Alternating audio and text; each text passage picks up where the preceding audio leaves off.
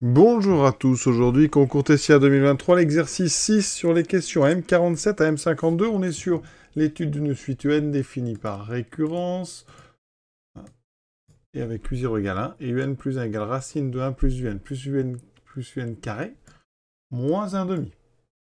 Et ensuite une deuxième suite VN égale UN carré plus UN pour tout entier N. Donc c'est loin d'être évident. On est parti, première question. On est sur la suite UN. Est-ce que UN est supérieur ou égal à moins 1,5 pour tout entier naturel N? Tout d'abord, on remarque que U0, c'est égal à 1, c'est bien supérieur ou égal à moins 1,5. Ensuite, pour tout N, donc appartenant à grand N, UN plus 1, alors ça veut dire qu'ici, ça c'est valable à partir de 0, donc cette chose-là, c'est valable à partir de U1. C'est quoi? C'est racine carrée, donc c'est une racine carrée, donc quelque chose de positif. Moins 1,5. Donc ça, c'est forcément supérieur ou égal à moins 1,5.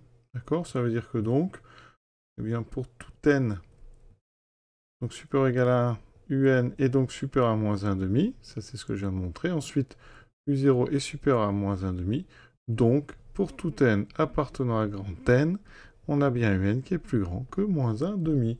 Donc la première affirmation, ici, donc, elle est vraie.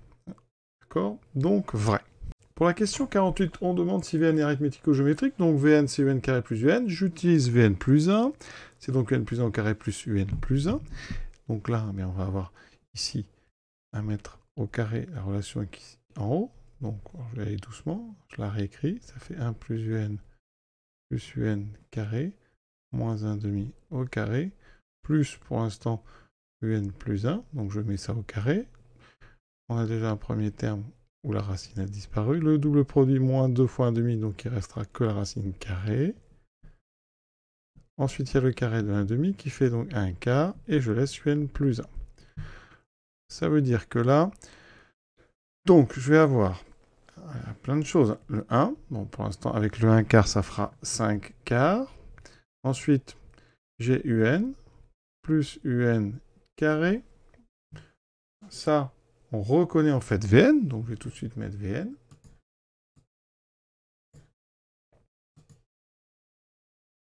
Ensuite, ici, je vais bien la mettre en évidence.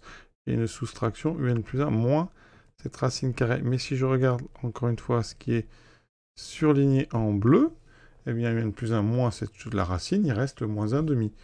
Donc ça fait moins 1,5. Donc ça fait 5 quarts moins 2 quarts. Il me reste donc 3 quarts plus Vn. Je viens de montrer quoi?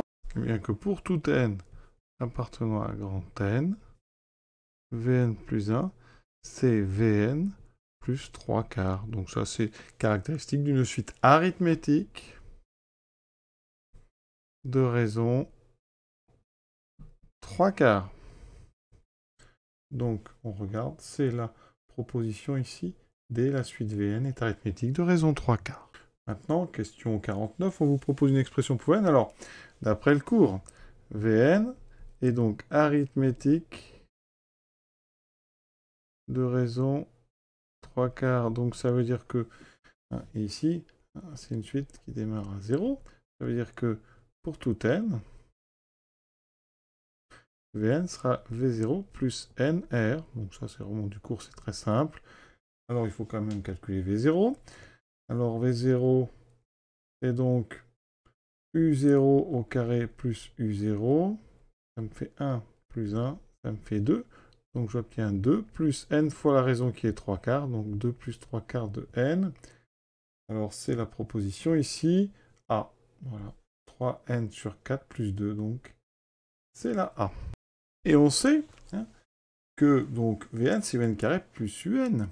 Donc, ça veut dire que pour tout n, si je veux trouver la réponse à la question 50, avoir l'expression du n, j'ai donc Un carré plus Un qui est égal à Vn, qui est donc égal à 3n sur 4 plus 2. Donc, je mets tout à gauche, Un au carré plus Un moins donc 3n sur 4 plus 2 est donc égal à 0. Je vais donc résoudre l'équation en x. x2 plus x moins 3n sur 4 plus 2. Et on sait que Un est une racine, vous voyez, puisque ça fait 0. Donc j'ai besoin de delta b carré, donc le 1 au carré, moins 4a qui vaut 1. D'accord? Dans ce trinôme, on a a qui vaut 1, b qui vaut 1, et c qui vaut donc moins 3n sur 4 plus 2. Donc b carré moins 4. C'est donc le moins, on va faire un plus à cause du moins qui est dans le c. On obtient ceci, ce qui me fait donc 1 plus 3n, les 4 se simplifient, et 2 fois 4, 8. Plus 8, j'obtiens donc 9 plus 3n. Alors c'est très bien, parce que dans les propositions, vous voyez, on a du 9 plus 3n un petit peu partout. On a aussi des 3n plus 4 sur 2, donc ça, c'est le c qu'on avait ici, donc on continue.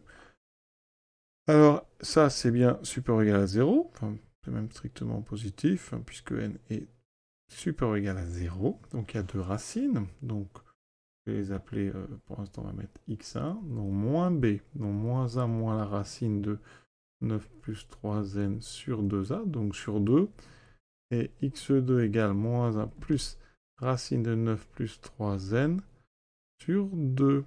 Alors, 9 plus 3n, c'est même supérieur ou égal à 9, d'accord? Donc quand je prends la racine, c'est supérieur ou égal à 3. Donc x1 est strictement négatif et x2 est strictement positif. Et même si vous regardez sa forme, x2, il est supérieur ou égal à moins 1 demi. Hein. Et ça c'est intéressant parce que nous, hein, on sait que n c'est une solution qui est supérieure ou égale à moins 1 demi. C'était la question M47. Donc ça veut dire que hein, la solution, c'est donc x2 son expression. Ça veut dire que un... c'est donc moins 1 plus racine de 9 plus 3n sur 2. On regarde quelle est la proposition qui correspond à ça. Ça a l'air d'être ici, donc... Alors, le A et le C se ressemblent, mais moi je prends celle qui a un plus, donc c'est la proposition C la bonne. Alors, ensuite, on a deux questions faciles, sans relation du n. Bon, un, vous voyez, qu'est-ce qu'on a? On a ce moins 1 demi, je peux même séparer, et on a là le 1 demi de racine de 9 plus 3n. Donc là, 3n c'est croissant, vous mettez ça dans une racine carrée qui va conserver l'ordre, vous rajoutez un demi, moins 1 demi, ça conserve l'ordre, donc un est évidemment ici croissant. Donc là, il n'y a pas de doute, assez simple, c'est cette formule. Ensuite, la limite, on fait tendre n vers plus l'infini, bah, le moins 1 demi reste constant, ici vous avez un terme qui tend assez simplement vers plus l'infini, donc la limite de un, c'est donc plus l'infini, c'est la proposition B. Exercice continue avec, maintenant, une suite réelle à n, un réel alpha quelconque, et on définit une suite bn avec b0 égale alpha. Et donc bn plus 1, c'est racine de n plus bn carré moins 1 demi. Donc, on est sur la suite de notre exercice, et vous voyez qu'ici, hein, tout à l'heure, on avait 1 plus un carré. Donc le an ici, on a mis un an à la place du 1 tout à l'heure. On a trois questions, ensuite, on va bien, supposer des choses sur bn et sur an, et on aura encore 5 questions. Donc on est parti, donc on continue sur cette question M53, hein, la suite donc ici AN, des questions un petit peu difficiles. Regardons bien le texte. Donc on a notre relation qui définit Bn plus 1, un petit peu plus compliqué que la précédente, B0 vaut alpha, et AN est une suite quelconque, d'accord, tout comme alpha pour l'instant. Parmi les conditions suivantes, une ou plusieurs garantissent que Bn est défini, donc Bn existe. C'est-à-dire que quand vous calculez, ce qui a soit racine est toujours positif. Hein, et ça doit être défini, quel que soit le choix de alpha. Donc précisez parmi elles, celle qui est la moins contraignante sur AN. Alors regardons un petit peu. Hein, et on va d'abord regarder B1. Pour calculer B1, pour que B1 existe, d'accord, il faut que donc B1 existe. Et ça équivaut à quoi? À avoir donc A0 plus B0 plus B0 carré, qui est supérieur ou égal à 0. D'accord? Et comme B0 c'est alpha, ça équivaut à A0 plus alpha carré positif. Et ça va être positif quel que soit alpha. D'accord? Ça veut dire qu'on a alpha plus alpha, enfin alpha carré plus alpha plus A0, qui doit être supérieur ou égal à 0. Et ça vraiment quel que soit alpha. Donc si vous remarquez bien, vous avez ici un trinôme en alpha, dont le déterminant, le discriminant plutôt, c'est b carré moins 4ac, donc ceci. Ça veut dire que quel que soit alpha, cette chose-là doit être positive. C'est un trinôme, donc un trinôme qui doit être toujours positif, quelle que soit ici notre variable, ça veut dire quoi? Eh bien, deux choses. Ou alors, vous avez, sa courbe est une parabole qui est trop haute, donc ça veut dire que vous n'avez pas de racine, ou alors vous avez une parabole qui est tangente, et toujours au-dessus. Alors évidemment, ici, le coefficient du alpha carré c'est 1, donc on a bien, si on représente en fonction ici de alpha, on a bien des paraboles orientées vers le haut, qui doivent être toujours au-dessus, ou sur l'axe des abscisses, pour que ça soit supérieur ou égal à 0, quel que soit alpha. Donc notre delta doit correspondre à ces deux situations, pas de racine ou une seule racine, donc delta doit être inférieur ou égal à 0, ce qui me donne un A0 supérieur ou égal à 1 quart. D'accord? On fait pareil pour ici, Bn plus 1, ça existe si, puisqu'il y a soit racine est positive, donc on obtient ceci. Et ça doit être vrai quel que soit n. Donc on a en fait un autre trinôme, mais cette fois-ci en Bn. Ça doit être vrai quel que soit, donc ici, An. Donc en changeant n, ça doit toujours être vrai, d'accord? Donc conclusion, mais ça veut dire qu'encore une fois, si on considère ça comme un trinôme en Bn, le delta, ici, alors je vais l'appeler delta n à la rigueur, si vous voulez. Là, on va appeler ça delta 0. Delta n doit être aussi négatif ou nul, puisque on doit avoir la même situation que précédemment avec A0. Donc ça veut dire que le delta n ici, vous le calculez, ça fait 1 moins 4 à n. Ça doit être aussi ici négatif ou nul, donc AN doit être supérieur ou égal à 1 quart. Donc la condition moins contraignante, c'est eh bien AN supérieur ou égal à 1 quart. Donc on a déjà répondu à une question. Question M54. Un peu la même, mais il y a une petite différence. Donc ici, Bn doit être défini et positive pour tout n, donc B0 doit être positive, et ça, quel que soit le alpha. Donc ce qu'on a fait va être encore valable. Il va y avoir une petite différence, parce qu'ici, il faut que les Bn soient positifs. Donc vous allez avoir amené quelque chose de plus. Il y a trois choses. On a montré, juste à la question d'avant, que obligatoirement, An est toujours supérieur ou égal à 1 quart. Que Bn soit défini. Donc déjà, il ne faudra pas oublier, An est positif, c'est-à-dire que A0 ici est positif. Ensuite, on sait que alpha, c'est B0, doit être positif, puisque Bn doit être positive. Et ici, on aura Bn supérieur ou égal à 0. Donc là, ça a plein de conséquences. Voilà. On doit avoir cette expression qui est positive. Donc, on calcule delta. Si delta est négatif ou nul comme tout à l'heure, on a vu cette expression, elle est tout le temps positive. Donc ça veut dire qu'on a bien alpha carré plus alpha plus A0 qui est positive. Et de l'autre côté, alors ça je vais l'appeler delta 0, si donc delta n est inférieur ou égal à 0, il n'y a pas de racine ou il y en a une unique, et on a effectivement eh bien, Bn carré plus Bn plus An qui est bien toujours supérieur ou égal à 0, quel que soit An. Et ça c'est intéressant. Par contre maintenant, contrairement à la question M53, on peut avoir delta supérieur strictement à 0. Pourquoi? Supposons donc que delta 0 soit strictement positif. On a donc dans ce cas-là deux racines. D'accord? Des racines que je vais appeler x1 et x2. Quand on a un trinôme ici, on a un trinôme alpha 2 plus alpha plus ici une constante. La constante, c'est le produit des racines x1, x2 est égal à A0. A0, c'est positif, d'accord? Puisque c'est plus grand qu'un quart. Donc ça veut dire que le produit x1, x2, il est supérieur ou égal à 1 quart, il est donc strictement positif. Ça veut dire que x1 et x2 sont de même signe. Et la somme x1 plus x2, dans un trinôme, vous savez ici, quand un trinôme a deux racines, on peut considérer, si le coefficient a est 1, que c'est x carré moins la somme sx plus p, la somme des racines avec un moins. Donc ça veut dire que la somme des racines, c'est l'opposé du coefficient ici de alpha, c'est donc moins 1. D'accord? Ça veut dire que vous avez deux racines de même signe dont la somme est négative. Ça veut dire que x1 est négative et x2 est négative. Donc on a nos deux racines strictement négatives. Notre trinôme, ça veut dire qu'il est comme ceci, avec un axe, donc je vais mettre les axes en blanc, un axe horizontal qui est après les deux racines. Donc ça veut dire que votre trinôme ici va continuer. D'accord? Et donc sur la partie des valeurs positives, il sera toujours strictement positif. Donc ça veut dire que si delta est strictement positif, ici, pour des valeurs alpha positives, on aura bien une expression positive. Donc ça veut dire que dans tous les cas, alpha carré plus alpha plus A0 ici sera positif.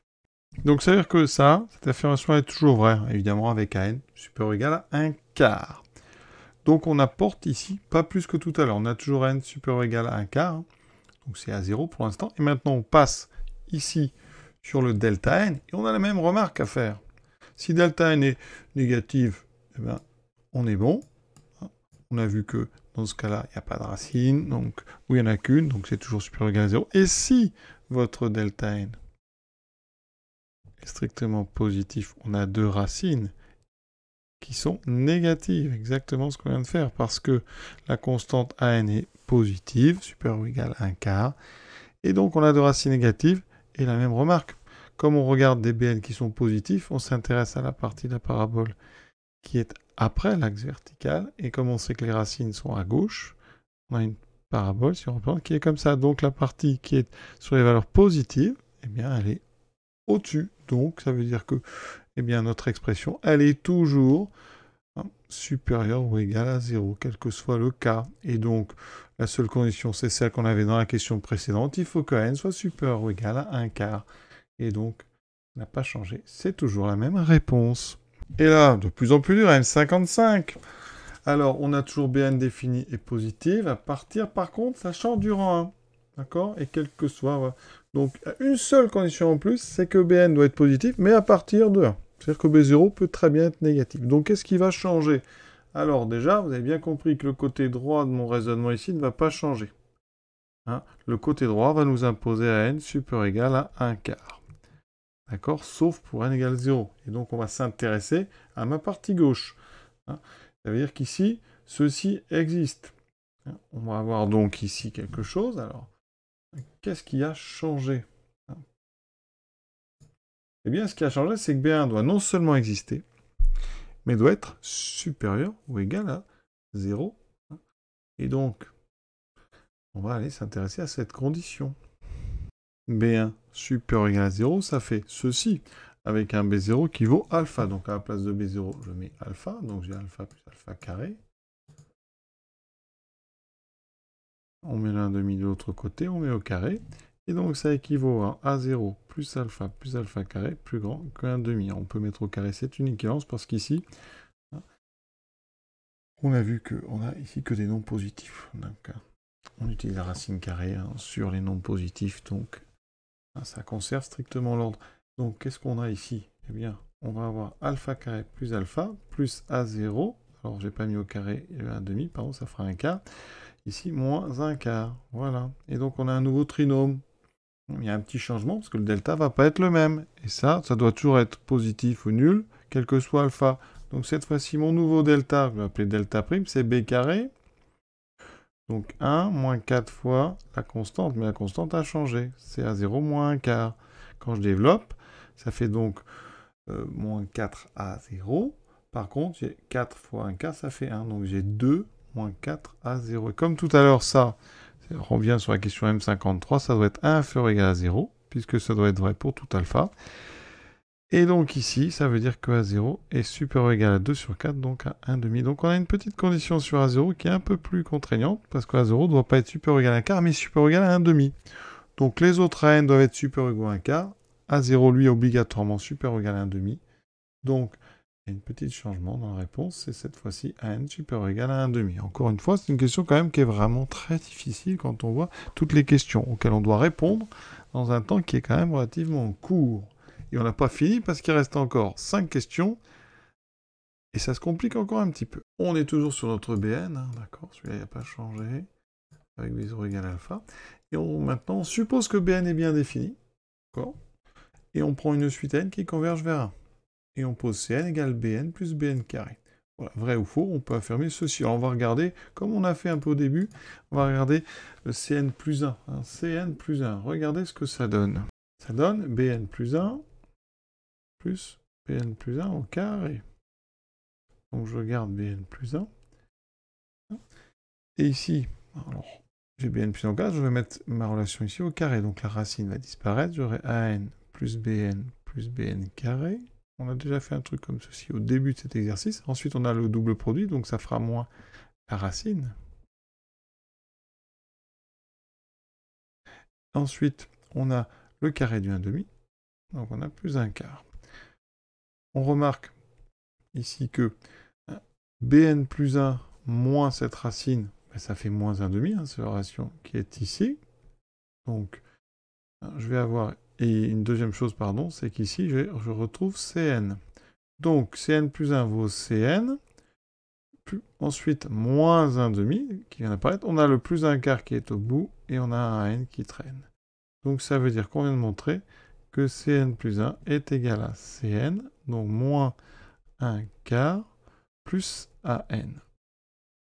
Autrement, Cn plus 1 égale Cn plus AN moins 1 quart. Et ça, pour tout n appartenant à grand n.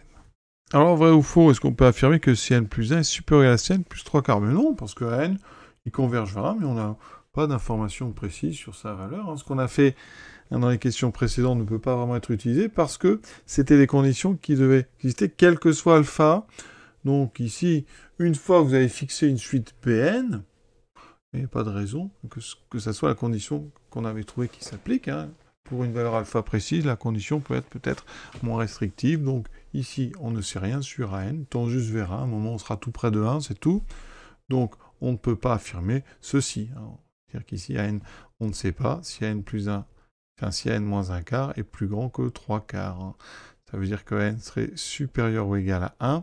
Et AN converge vers 1, mais il peut très bien converger vers 1 en étant plus petit que 1. Donc ça veut dire qu'ici, c'est faux. Pour la question suivante, eh bien, on vous met ici un 1,5. Alors, c'est pareil, il faudrait que n moins 1 quart soit supérieur ou égal à 1,5. Ça veut dire que n serait supérieur à 3 quarts. Mais ça converge vers 1, mais à un moment, ça peut être peut-être plus petit que 3 quarts. Et ça va se rapprocher, mais ça n'est pas forcément au départ plus petit que 3 quarts. Donc ici, on ne pourra pas majorer minorer plutôt n moins 1 quart par 1,5, puisqu'on ne sait pas si n est plus grand que 3 quarts. Donc encore une réponse ici fausse. Maintenant, est-ce qu'on peut trouver un anti-n 0 tel que Cn plus 1 sur supérieur égal à Cn plus 3 quarts dès qu'on est plus grand que n0? Alors là, c'est une histoire de limite. La limite de n est égale à 1 quand n tend vers plus l'infini. Dire que Cn plus 1 c'est supérieur égal à Cn plus 3 quarts, ça voudrait dire que An moins 1 quart serait supérieur à 3 quarts à partir d'un certain rang. Autrement dit, An serait supérieur ou égal à 1 à partir d'un certain rang. Mais encore une fois, non, parce que la limite de n c'est 1. Et An, on peut très bien tendre vers 1 en restant en dessous. On se rapproche de 1, mais on n'a aucune idée si on est au-dessus ou en dessous. Donc ça, il n'y a aucune raison qu'à partir d'un certain rang, les n soient tous plus grands que 1. Donc cette affirmation, elle est, elle aussi, fausse. On aurait pu, par exemple, dire qu'à partir d'un certain n0, on aurait pu en trouver un, tel que An, par exemple, est plus grand que 0,9, parce que ça tend vers un moment, on va être plus grand que 0,9. Vous voyez, ça aurait pu être un truc comme ça. Et dans ce cas-là, un An moins 1 quart aurait été plus grand que, alors 0,9 moins 0,25, ça fait 0,65. On aurait pu finalement dire que Cn plus 1 à partir d'un certain rang est plus grand ou égal à Cn, donc plus 0,65. Voilà, ça aurait pu être une question. Mais ici, pas de problème, c'est faux. La question 59, alors peut-être effectivement, oui là j'ai pas un 0,9, en fait voilà l'idée 59. On regarde, là on vous dit que n, est-ce qu'à partir d'un certain rang, n moins 1 quart est plus grand que 1,5? Bien oui.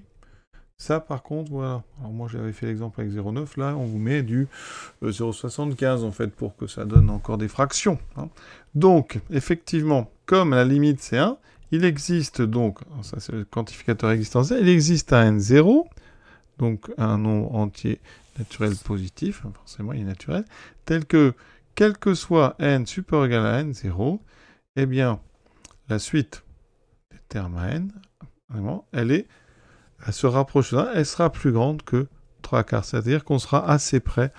On peut être, par exemple, on sait qu'à partir d'un moment, un An moins 1 est entre moins 3 quarts et 3 quarts. On est proche de la limite à 3 quarts près. Donc à un moment, on est sûr qu'on va être plus grand que 3 quarts. Et donc, une fois qu'on est plus grand que 3 quarts, ça veut dire que dans ce cas-là, An moins 1 quart va donc être plus grand que 1,5. Et donc, dans notre égalité, Cn plus 1 égale Cn plus An moins 1 quart, on va donc ici, on a donc An moins 1 quart qui est plus grand qu'1,5. Donc, Cn plus 1 est supérieur ou égal à Cn plus 1,5. Donc là, notre M59, c'est une affirmation qui est vraie. Parce que la limite de n, elle peut être traduite comme ceci, en disant qu'à partir d'un certain moment, on va dépasser 3/4. Alors maintenant, on va déterminer la limite de Bn. On vient de montrer quelque chose. À partir d'un certain rang, si n plus 1 est plus grand que Cn plus 1,5. Ça veut dire qu'à partir d'un certain rang, à partir donc de ce n0, on peut en déduire que Cn est croissante, d'accord? Parce que Cn plus 1 est plus grand que Cn. Et encore mieux, la différence des deux est plus grande que 1,5, donc assez naturellement, la limite de Cn, quand n tend vers plus l'infini, est donc égale à plus l'infini, puisqu'à chaque fois, vous augmentez d'1,5, d'accord? Alors on pourrait raisonner par l'absurde en supposant, supposons par exemple, que limite de Cn est égale à L, on a une suite croissante. Une suite croissante, soit elle converge, soit elle va vers plus l'infini. Donc si elle convergeait, mais qu'est-ce qu'on aurait? On aurait L qui serait plus grand, on passe à la limite, L serait plus grand que L plus 1,5, d'accord? Alors ça, c'est pas possible, parce que ça ferait en mettant le L de l'autre côté ici, on aurait 1,5 qui serait négatif, donc c'est absurde. Conclusion, la suite, si elle ne converge pas, c'est donc une suite croissante qui ne converge pas, elle est donc forcément divergente vers plus l'infini. Autre explication, ici ça veut dire que si je prends Cn0 plus 1, c'est donc plus grand que Cn0 plus 1,5.